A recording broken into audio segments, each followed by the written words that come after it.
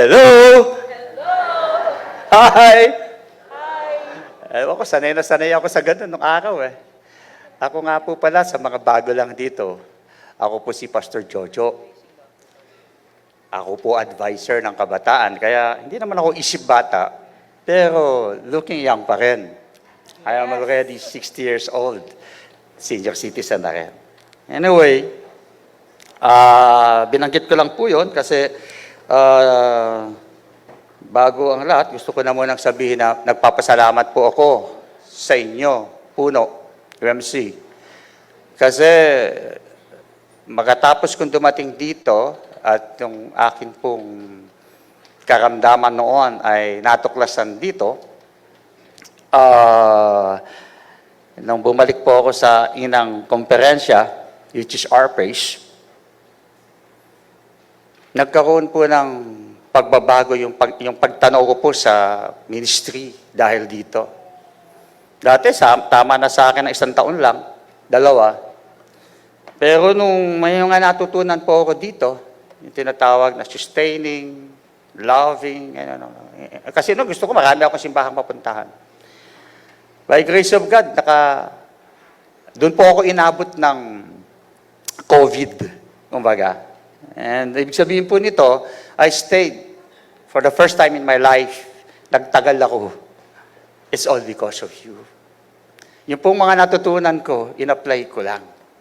Yung pong mga kasabikan ko sa mga ministries na ipagpatuloy po doon. And I thank you kasi nung ako'y na-diagnose na may bara sa puso, yung prayer sa akin ng mga grupong taga-Pangasinan, yung aming road trip sa Pangasinan. Natatandaan niyo pa ba yun? At yung pong panalangin ng tatawagin ko na, uncles ko. Mga personal yon, very personal. Natuklasan, meron. And then afterwards, nagulat sila. Dati dapat 3 eh. And to their surprise, naging kalahati lang. So, naging maganda po yung aking pong pag-ministry pa rin. And hanggang sa yung pong journey ko, na kumpleto ko po, kasi nagpunta naman po ako sa bayan ng aking asawa. And I was there, naglingkod ako sa Panginoon po. Kasama ko naman po ngayon, napuntahan ko na kasi mga angkan namin, na kumpleto ko po siya kasi po, nag 1 year po ako sa Ubanto, Bulacan. And yun po yung prayer ko kay God. Sabi ko, gusto ko pong mapuntahan lahat ng mga kaanak. Sabi ko po. And God granted that prayer request. May dahilan kasi kayo. Puno. Sa blessing ni God. Yun nga, nakakagalaw pa rin po ako, mga kapatid. Now, madami pong ang nangyari sa atin pong iglesia. Gusto ko lang pong sabihin, para alam niyo lang po, para pag nagsasalita ako, hindi kayo magugulat. Meron ako mga hindi nagustuhan, and so, I file leave after leave po, mga kapatid. And praying that one day, makabalik po ako dito kahit isang araw lang, para magpasalamat, para ibalik yung pagmamahal nyo sa akin at sa aking pamilya, maibalik ko naman sa pulpitong ito. Mahalaga sa akin to. Panahon po natin, magsasama-sama tayo na naging glass. Ito, Uncle Ray. Glass pulpit. Ang sakap dahil nayakap ko ulit. Thank you, Lord. Thank you din po sa inyong pagtawag sa akin muli. Sabik na sabik ako na makita kayo. Pasensya na, nagkakaedad na senior citizen na. Kaya nostalgic na yung mga dating. So with that, mga kapatid, salamat po. And hoping and praying that I can still be used for the glory of God sa ministry now that I was found. Baliktad eh. Now that I was found. Nagtatago talaga po ako. Sa totoo lang. Dahil sa issue ng church, ayoko makipagbagbagan. Kasi hindi naman po, that doesn't conform na already with my health. Kaya ako magbigay, oo, pero ayoko exage. Dati kasi exage pastor, di ba? Driver pa ako ng kabataan, di ba? Ng mga kananayan hanggang Pangasinan, di ba? driver ako. Kasama ko yan, si Kuya Frank. At nagkita kami ni Kuya Frank nga pala. Baka naman matuwa tayo. Alam mo yan, sa totoo lang, nagkita kami, ewan ko talaga may ano si God eh. Alam niya ang gagawin niya eh. Siyempre, nahihiya akong bumalik, di ko malaman kung paano. Kasi, tapos dumating itong sa camp natin sa Tagaytay, aba, pambira, mas malakas pa yung boses sa akin eh. Ako nga yung may mahinang pandinig. Ang lakas, basta! And that embrace was really meaningful. I said, yung longingness nandun pa rin pala. Salamat. And a call, may nangyaring tumawag sa akin at sabi, pwede ka bang mag-preach? Sabi ko, salamat po. Gustong gusto ko po. At nandito ako ngayon sa inyong harapan. In Jesus' name, salamat po. Lord, I come to you today for your glory. Thank you for Puno UMC. It was the time, Panginoon, kasi noon na nandito ako na naiayos po yung aking health. It's just, mas maganda lang po, Panginoon, na maibalik ko din po yung gratefulness, kahit man lang sa ilang sandali pa ng aming buhay. Guide me, Panginoon. Ibigay mo sa akin ang nararapat kung ano ang maaari nila, Panginoon, matutunan. Hindi dahil gusto ko lang sabihin, kundi gusto mo pong sabihin sa aming lahat. In Jesus' name, Amen. People knew Jesus, the title. Jesus had compassion for them, the journey. People knew Jesus and were eager to approach his disciples. The crowd rushed about and bringing their sick on mats to wherever Jesus go. Then they hope to touch even the very tip of his cloak, believing that doing so would bring them healing. Nakaka-relate ako, di ba? And indeed, all who touch it, the cloak, who touched the cloak, were healed. First point. Update to stride well. Mag-update upang maging maayos ang pag-akbang. The apostles gathered around Jesus and reported to him all they have done and taught. Bumalik kay Jesus ang mga apostol at iniulat nila sa kanya ang lahat ng kanilang ginawa at itinuro. To stride is to walk long. And, not just walk long, decisive step in specified direction. The 12 disciples have just returned to Jesus from their successful mission trip. They traveled throughout Galilee and reported to their Lord and Master two things. What they had done and what they had taught. How they have lived and what they had shared. Parang ako kanina, di ba? Introduction ko, kinuwento ko yung kagalakan. Kinuwento yung mga aspiration. The disciples met people of Galilee teaching them to repent from their sins, healing people from their illness, and casting out demons lurking in the hearts of people. Ipinahayag lamang at patuloy po na ipinapaalaala ng Panginoon ng pag-aalagad ang mga gawain ng mga tulad natin na tinawag na tagasunod at manindigan sa ating natutunan sa pananampalataya. Tinawag na mag-alagad. Make disciples. Non-stop. Making disciples. Tinawag na disciples of Jesus. At ito ay iniutos ng Panginoon. It's not just hindi ito pakiusap. It's a command. Isang utos ng Panginoon na may diin sa kanyang mga alagad bilang tanda ng kahalagahan ng pag-aalagad. Kaya nga sabi, update to stride well. Sabihin mo ang mga nangyari sa iyong pinanggalingan. Ipahayag mo ang iyong mga tagumpay at mga pananabik at mga pinagdaanan upang may aral na matutunan sa susunod na hakbangin.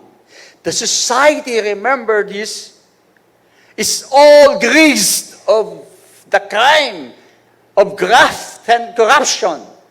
Even some churches were not and never was free from the crime of disgrace. We need to rethink. We need to strengthen our faith hand in order for each of us not to be swayed. Let us be an instrument of restoration. Instrument of restoration and strengthening. And be ambassadors of the Great Commission according to the context of the Bible. Making disciples of Jesus throughout the land as much as we could. Pero siyempre, kung kakalimutan, ang natutunan ko, hindi ko nakalimutan yan, mula sa inyo. The first ministry is the family. Together, my loving Puno UMC, let us reinflame our teaching and discipleship ministry. Aking ipinamamanhik ang aking pagtawag na ito ng pag-aalagad na magsimula na sa bawat na nakaupo sa harap ng altar, gayon din po sa lahat ng mga kani-kanilang tahanan. Sabi nga po, the first ministry is the family. Ang tindi mong mag-alagad sa ibang bahay, pero yung sarili mong pamamahay, hindi mo mahugot-hugot. Well, naituro naman sa akin ng mami ko, kilala yan nila Uncle CJ, Uncle Rene, nagsimula sa kanya discipleship, kaya siya nagkaroon ng pastor, and yung mga kaanak namin, mula po sa Cainta hanggang po sa Bicol, mga kapatid, hanggang Tarlac, na ibahagi niya ang discipleship. Meron akong uncle na pastor sa Naga City, mga kapatid. Ang tawag na ito sa pag-aalagad ay nailunsad ng panahon ng mga kauna-unahang apostol. Ang pagtawag na ito ay ipagpapatuloy na lamang ng ating henerasyon, mga mahal kong kapatid sa Puno UMC. Sino ang bunga mo? Sa haba ng panahon na hindi tayo nagkita, siguro sa susunod pag binati mo ko, sasabihin ko, sino ang bunga mo? The first ministry is the family. Mga anak, sinama kayo ng magulang nyo dito. Mission accomplished. Ngayon, mga anak, malalaki na kayo. Sino ang isasama mo dito? Can you replicate yourself? Can you triplicate yourself? Can we go back to, 2-3 worship services? Tapos na COVID. Pwede na mag-umpisa. Now na. Puno, sabi ko nga dito, puno ng pag-ibig. Puno ng pagpapatawad. Maraming sumablay. Simbahan, puno ng pagpatawad. Puno ng pagkalinga. O, isa ako sa nakalinga. sa aking pamilya. At may bunga si Uncle Chip. Alam mo sino? Alam ko yan. Ni Uncle Rene. Nagkaroon po ako ng anak na abogado. Si Jerome, Attorney Jerome Artilus San Diego Barawidan, for the glory of God. Grabe. And ito maganda. Papa, gusto ko top. Shh. Be humble. Ang prayer, take one. Yeah, galing ni God. Take one yung pamangkin nyo. And now, ang opisina niya, law firm nila, katabi lang ng office ni Mama Love. Wow! Kaya, may driver si Mama Love. Kasi, nagkaroon na rin ng bunga ang kanyang pagsisigasig at pananampalataya, meron na siyang sariling sasakyan, meron pa siyang sariling kondo, mga kapatid. Wow! Diba? Kapag ang anak nabuhay sa pag-aalagad, ang bunga, napakadami at di mabilang-bilang. Ang panganay ko, nakasama na ni Mama Love sa kanyang office. Ito, lahat na nakikita nyo, ka-team ni Uncle, ang anak ko dito. Yung mga ilaw, mga yan, mga sound system, yung nandun sa taas, nakita ko silang dalawa, patingin-tingin, ay, siya, no? Pag ganun-ganun naman si Uncle. Wala ba naman po ako man? Ganun-ganon. And you know what? Nakakatuwa kasi nahawakan ko din yung trabaho ng anak ko.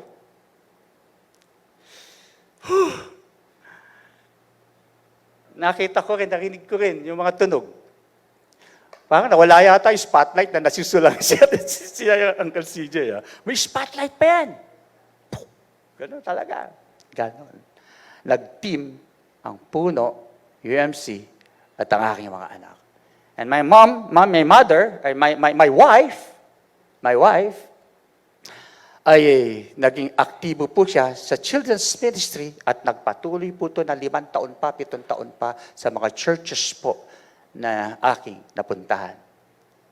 Grabe, ano? Yun ang naibahagi nyo sa buhay ng isang pastor. At si Jeremiah naman po, ay nagtapos ng Bachelor's of Science in Astrology. Mahilig kasing magpuyat. Ayun, napunta sa call center. And you know what, mga kapatid? Pag nakakailangan yung mga kuya niya, madaling bumunot si Jeremiah. Why? Nakita niya yan sa inyo puno. Nung nag-reserve kayo ng para sa operation ko, 300,000 para lang mabuhay ako. And I value that so much. Yun ang aking mga patutuo sa mga, yung karanasan ko dito, mga patutuo ko sa aking mga evangelism crusades. Kung paano na-prolong ang life ko sa harap ng 2,000, 1,000 na mga kabataan. Kinikwento ko yun. Yung family is the first ministry ng puno. Ano ba sabi? Puno Methodist Church o Puno United Methodist Church. Ganon siya. Puno ng pananampalataya. Puno ng biyaya. Puno ng pagkalinga. Tingnan mo yung pagkakapronounce ko. Puno ng pagpapatawad. Puno ng pag-ibig. Napakahalaga ang makatotohanang pagbabahagi ng mabuting balita upang mabuhay ang salita ng Panginoon sa bawat bata, kabataang may gulang, at mga magulang. Parents, hindi magulang. Parents. Tama at eksakto ang pagsasaliksik at pag-uulat ng tunay na estado ng pag-aalagad ay mahalaga. Kailangan din magkatugma ang ating mga plano, mga pagpapatupad, pagtugon at paglulunsad gamit ang biyaya ng pagtutuklas. The discovering of spiritual gift must be launched. para ang mga bata hindi kung saan-saan nagpupunta kasi hindi natin makita kung, alam mo, sakit nun no? Yung dati mo kasama, active pa, payakap-yakap, dawag pa sa akin, Daddy Pastor, Daddy Jojo, mga gano'n, Tapos malalaman mo, nandun na sa lahat ng FF. Alam mo, FF, fellowship. Ang hirap. Di ba, parang feeling mo, nag-iisa ka na lang, wala na yung dati kong naalagaan. Nandun na sila. Kasi doon nila nakakanasan yung gusto nila. Meron ako, 8 batang kababaihan yun. Nasa isang church na sila. Iniwanan nila, hindi ko sasabihin yung church iniwanan nila yung church kasi hindi nila gusto yung doktrina na napuntahan. Wala na sila. Pag nakikita, hello Daddy, I miss you, we miss you. Yeah, I miss you too. Kailan tayo magkakaroon ng reunion? And God answered my prayer. At least in my life, masasabi ko, Lord, thank you. Nagkaroon na kami ng reunion ng puno. Ang sarap po ng pakiramdam. Ninenervyos ako, sa totoo lang. Hindi ako ganito. Ninenervyos po talaga ako. Ninenervyos. And yung spiritual gift, balikan natin. Kapag alam ng bata ang kanyang spiritual na kaloob, sakto ang ministry na pupuntahan. Believe me. Pero kapag hindi niya alam ang kanyang spiritual na kaloob, siya ay isang alagad na nagwa-wonder, nagiging butterfly. Hindi niya alam kung saan siya pupunta. Isang kalabit lang sa kanya ng isang marunong-runong, nawawala na siya sa fellowship. Nawawala na siya sa church. Pero pag alam niya ang spiritual gift niya, maniwala ka, magsasaliksik yun at maglulunsad siya ng care group na magagamit niya ang kanyang spiritual gift. I believe so much in that. Na kailangan ng bawat isa sa atin mag-review nang sa ganon alam ng ating simbahan kung saan tayo itatalaga. Hindi mahirap yung turo-turo lang. Mahirap yung turo-turo lang. Mahirap yun. O ikaw maging ganito O ikaw humawak ng ministry to. Bakit alam mo ba spiritual gift niyan? Yung prayer, dapat po nasusupervisuhan na itutulak ng prayer o itinutulak na prayer o magkasama yung prayer at yung pong gift ng pagtuklas sa gift na ito, kasama yan, magkasama. Hindi ka pwedeng magtalaga basta nang hindi mo isinunsad ang spiritual gift. Tignan nyo, maglunsad kayo kung di nyo nalaman ang spiritual gift nyo. At nagbabago-bago rin yan. Kung nakakuha ka na, 10 taon na nakakalipas, nagbabago yan. Bakit? Umaakma din niya sa edad. Dati, ngayon pasimple-simple lang muna ako. Kasi nagbabago yun. Iba na ang pagdadala sa iyo ng Panginoon kung saan ka na namang ministry. So, you need to take it again. Kung hindi pa kayo nag-take, let's have that. Kaya ko mag-handle yan. Kasi dyan po ako nakilala ng Rizal, ng R-Pace. Ako lang po nag-handle ng spiritual gift. Kauna-unahan sa Rizal, sa R-Pace. Mga kapatid, bigyan po natin ng malalim na pagtanaw ang bagay na ito. Bigyan natin. Para hindi nag-ministry butterflies ang mga membro. Kasi wala silang ginagawa Wala silang hindi nila alam kung saan sila Naliligaw yan Tapos naadikitan pa ng isang kabata-bata pero ang husay-husay. Ayun, pati matanda nakukuha. It's not all about the church issue. I believe it is about pagkaalam kung bakit siya nasa simbahan. Ano yun? Spiritual gift.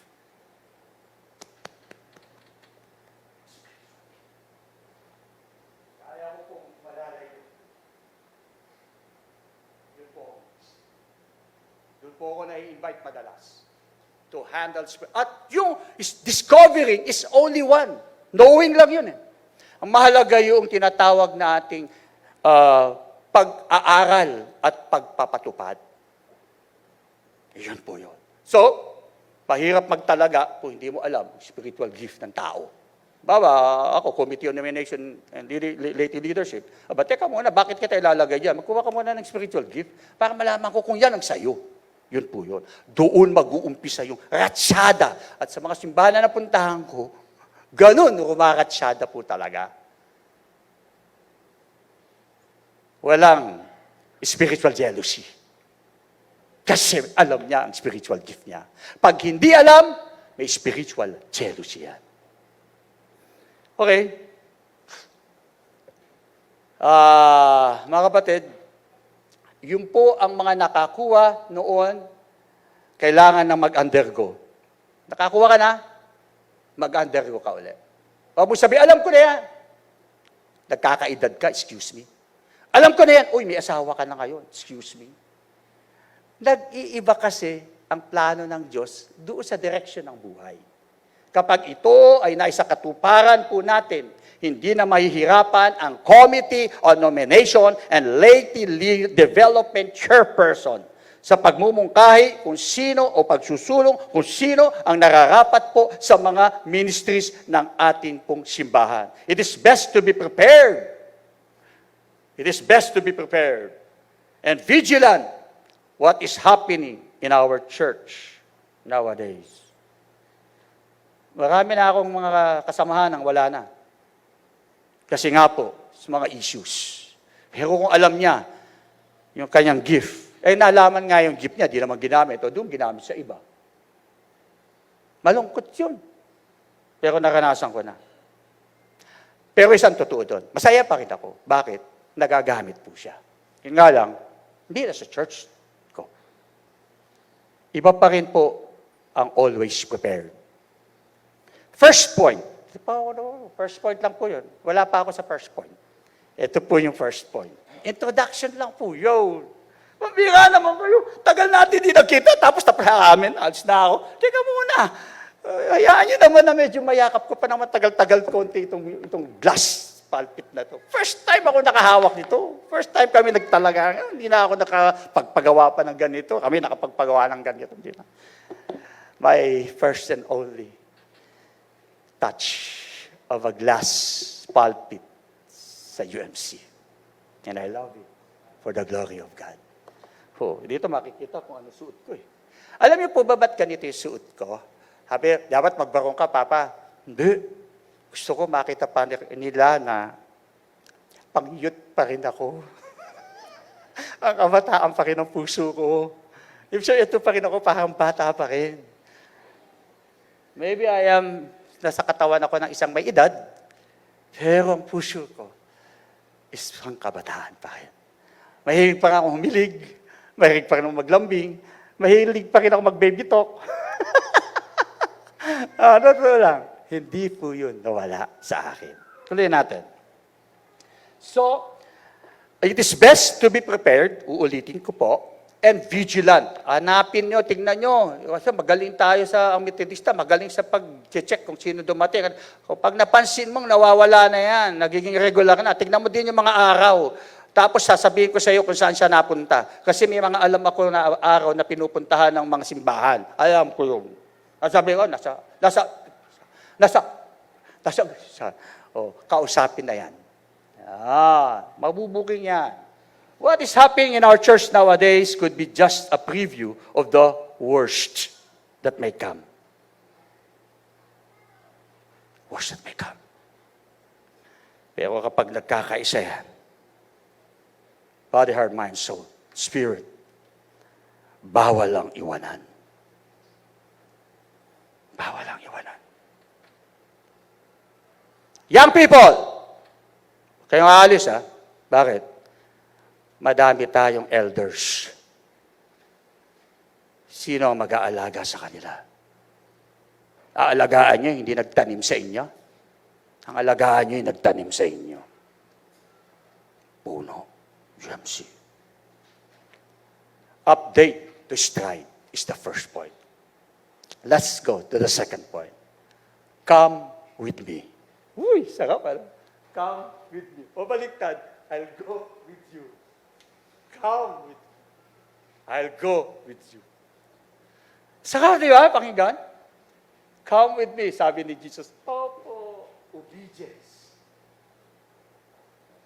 Obedience. Kaya, aking mga children's ministry, nagsisikuhan kayo dyan. Kasi naaalala nyo ako. Okay, I'm very happy nandiyan kayo. Pagsisikuhan ulit tayo one day. Totoo lang, malalaki na kayo. At ang mga namamahala na sa inyo, yung mga kuya't-kuya nyo, atin nyo na. Thank you for staying at Puno UMC. Thank you. You touched my heart. Sa isa na kasi, nung unang panahon ko, kami, mga palipat-lipat kasi yun ang calling. And to let you know, naka-file ako ng leave. Ayaw akong humawak muna. Kasi gulo-gulo nila eh. Gulo-gulo nila. May Bible study, doon napupunta eh. So sabi ko, Lord, gusto kong mapuntahan yung nagdugtong ng buhay ko. Oh, thank you, Lord. Tumawag po ang uncle ko. Totoo lang. Dito ako. Second point, kasi sabi, kaya inulit ko yun, ito kasi sabi, come with me. Lord, I'm with you.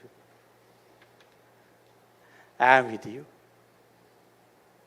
Come with me by yourselves to a quiet place and get some rest. Magpunta na kayo sa hindi mataong lugar upang makapagpahinga kayo ng kaunti. Mga minamahal na kapatid, huwag po tayong magtataka kung nagugulumihan sa naglalagablab na pagsubok ng panahon ang ating pong faith journey. Alam ko mga kabataan, nag-raise kayo, alam nyo ang nangyayari, naririnig nyo, at maging sa mga eskwelahan, minsan na-ostracized pa. Ay, gano'n, church, maganda ako dyan. Nakakinig na ako ng gano'n. Kinuha ko kagad yung bata. Nak, hindi ka papabayaan ni Daddy Pastor. Yes. Bahagi lamang po ito ng buhay, mamamalakaya, at church God. Kaya inaanyayahan ng Panginoong Jesus ang kanyang mga alagad, lalo na kayo, young people. You are the future of Puno United Methodist Church. Do not be a religious butterfly. Stay in one church. Build the church that built your Pastor Jojo. Build your church that your parents introduced to you.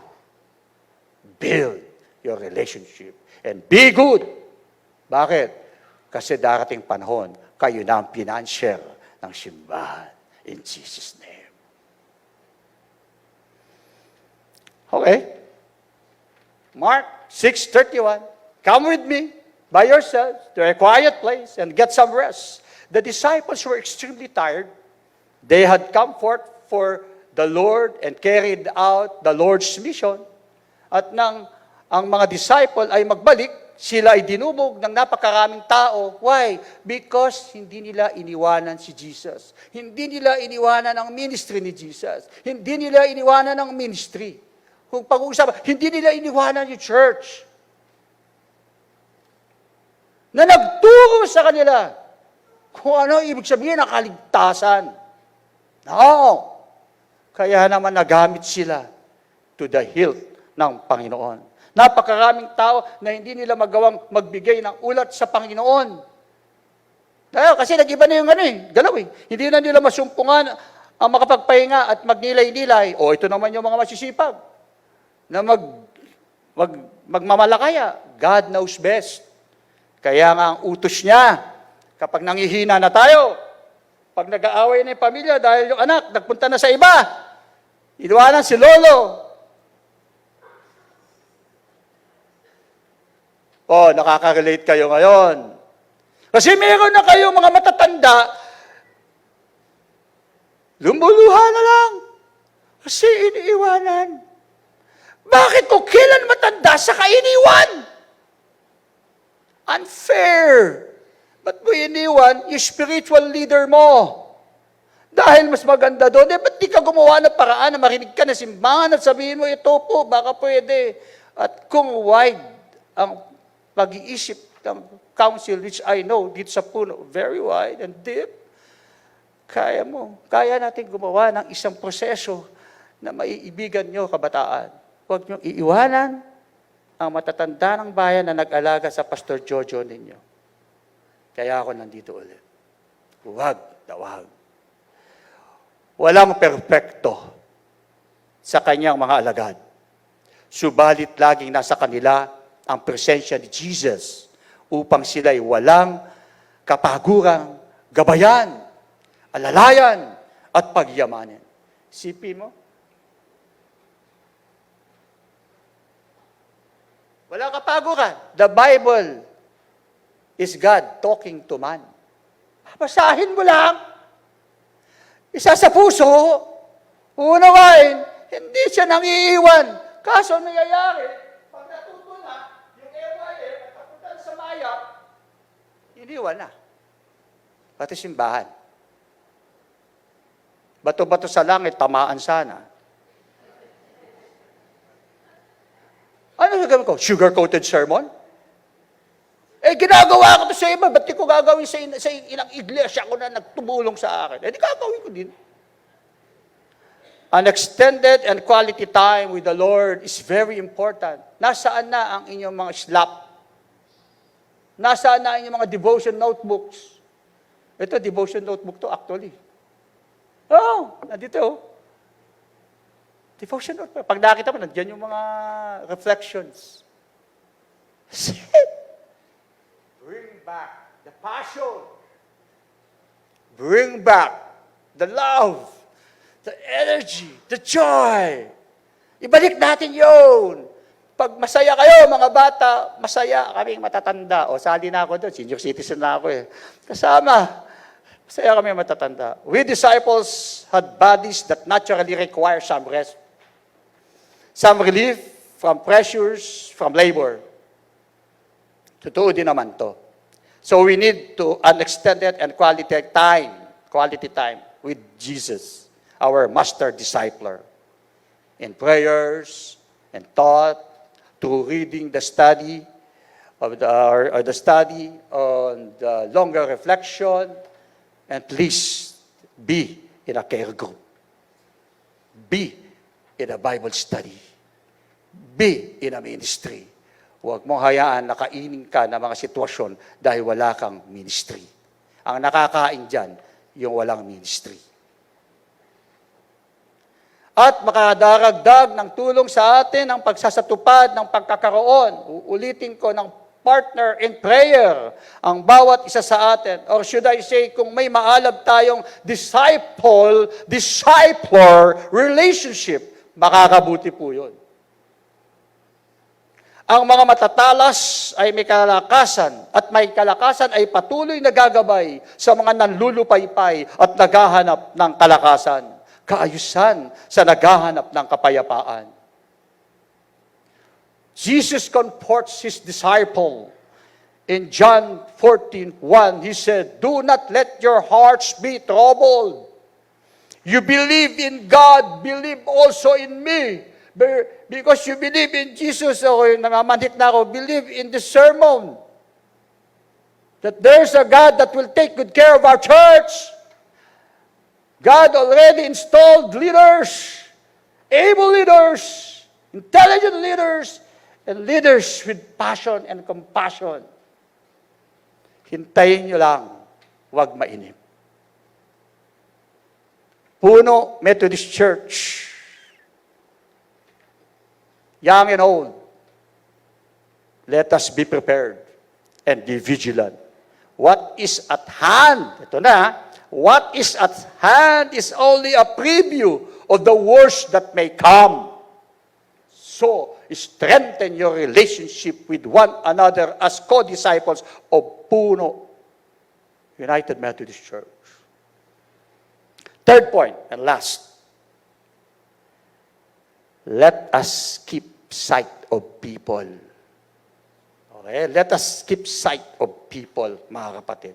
Kanina, come with me. Pang-atin lang, ano? Let's keep sight of people. Yun na yung sinasabi.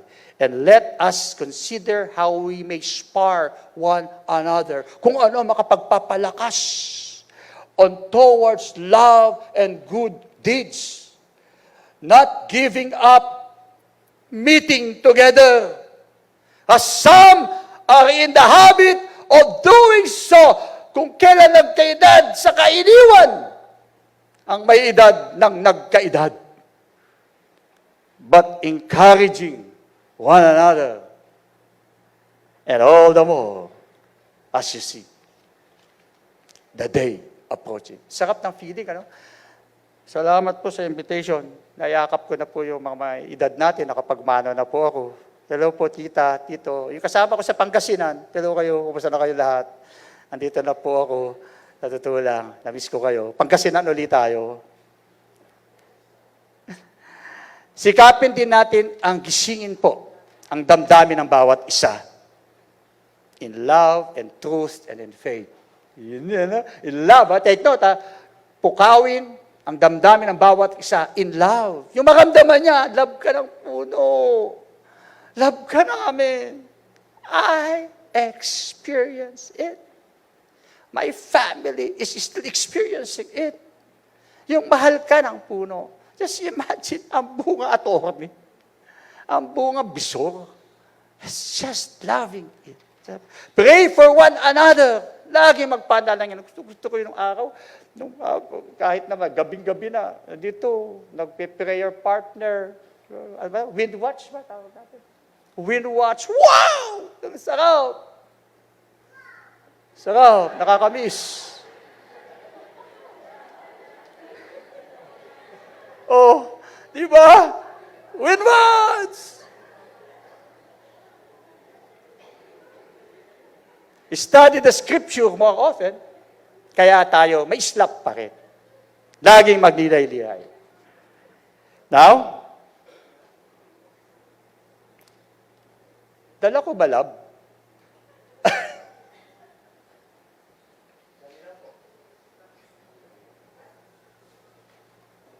Meron po ako illustration. Baon-baon ko po, galing sa lalawigan ng Rizal. Para mas maintindihan po natin pa, dagdag.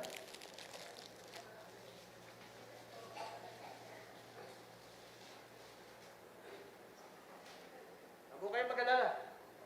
Alalayan ko po.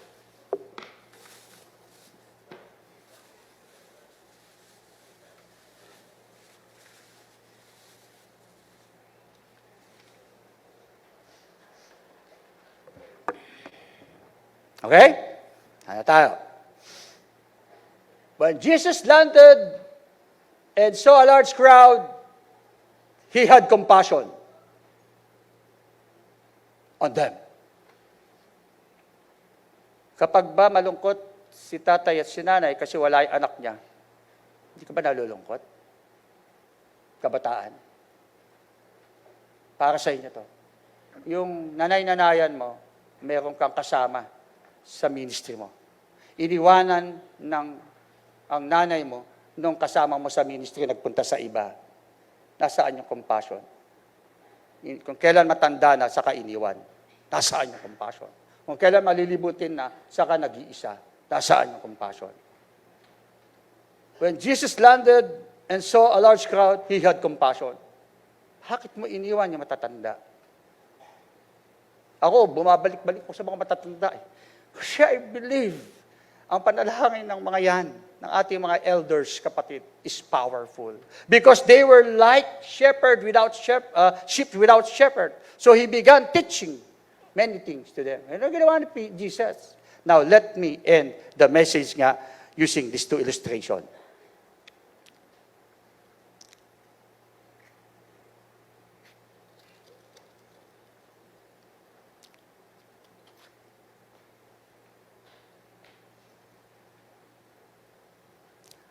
Ito po ay nagsasagisag ng pananampalataya, pero palito.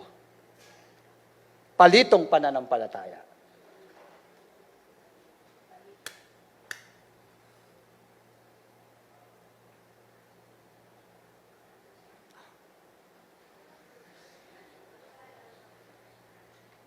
Bakit ganun? Ulit, namatay.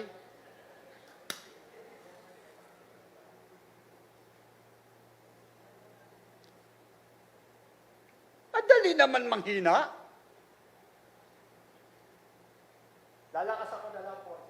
Hindi kasi ako sa ganito sa ibang division. Palito ba ang pananampalataya mo?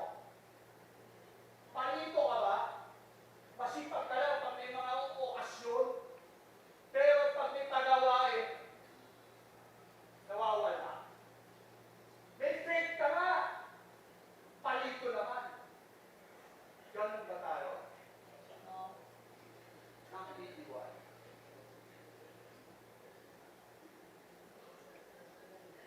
Isang pananampalataya, mga kapatid. Nagliwanag, subalit kay dagling na parang kislap lamang. Maaaring tayo ay tulad lamang ng isang palito ng posporo. Masigla sa umpisa. Pero pag nagkaroon ng konting problema, namamatay ang pagmamahal. Masigla sa umpisa. Pero kay daling maparang. Konti lamang, naparam na, nasita lang, napagalitan lang, napagsabihan lang. Iniwan na ang ministry. Iniwan na ang puno.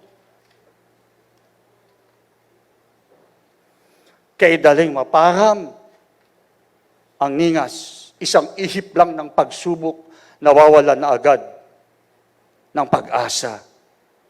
Ang masakit ito pa, tinadala yung mga hindi nila maintindihan sa ibang fellowship at lumalabas kontrabida yung dati nilang fellowship. Kung lilipat ka, huwag mo nasiraan. Hindi maganda. Because you're destroying the body of Christ. Kung lilipat ka, magpaalam ka. At ipagpe-pray ka pa na matatanda ng bayan. Did it happen to you, Jojo? Yes! Yes. Kaya ako, iba yung preaching style ko, kadalasan. Kasi nga, lumipat ako at kinuha ko yung mga technology nila at noon bumalik ako sa Methodist. Ginamit ko sa Methodist. Kaya pang-youth daw ako, pang-kabataan daw ako. Kasi kabataan po ang nag-alaga sa akin. And then, nagkakaedad na po ako, naintindihan ko na kung ano ang pospo ko, pero mas naintindihan ko kung ano ang kandila.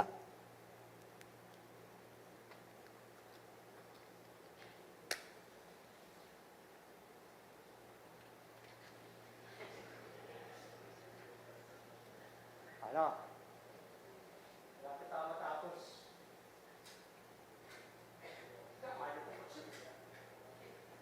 Ganun ba? Ganun ba? Kailangan mo pagpiliin para magsimba? Ayaw, nababayo ka. Kasi wala tayo natin. Tapos sinisisi pa sa bahay. Kapatid, alin ang pipiliin? Palito o kandila?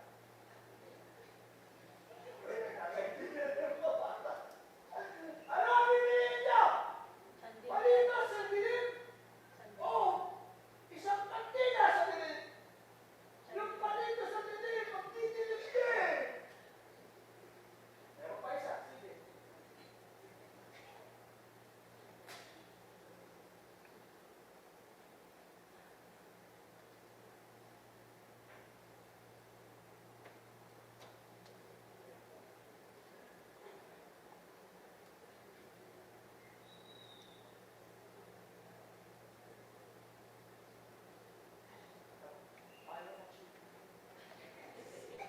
Bakit? Kasi ganun ang pananampalataya sa mundo. Bakit? Dahil lang. O? Ayaw. Hindi nagbibigyan ang pananampalataya. Pero subukan.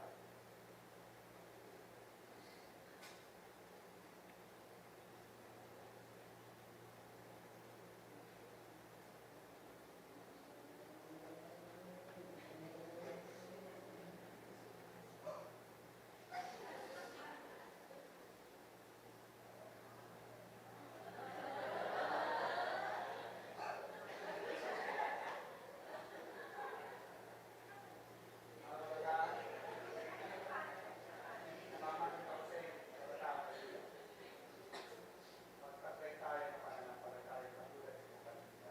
At gusto ko pinagalitan ako. Balik daw ako dito.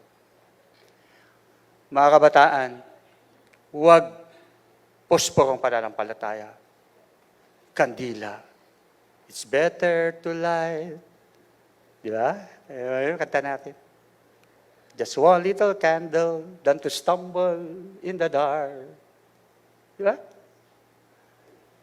Di ba? Mahalin niyo ang Puno UMC. Mga kabataan na nakasama ko. Kaya ako nakabalik dito sa pulpitong ito dahil sa Puno UMC. And yung invitasyon is just a way for me, oo dapat ang sagot, a way for me to give thanks and to recognize the love that they had given to my family. Ang pananampalatayang kandila ay nagtatagal, pangmatagalan, nagpapatuloy. At kung ito ay matutunaw, pwede uling buuin bilang isang kandila. Ganon ang pananampalataya natin. Dapat. Love your church. Kasi yung church din na ito ay naging dahilan kung ba't ako 5 taon sa isang simbahan. Pinitbit ko yung natutunan ko sa iba. Bumabalik ako, ito naman natutunan ko sa kanila para naman maintindihan po ninyo. Amen. I love you, Puno UMC. Me and my family. To God be the glory.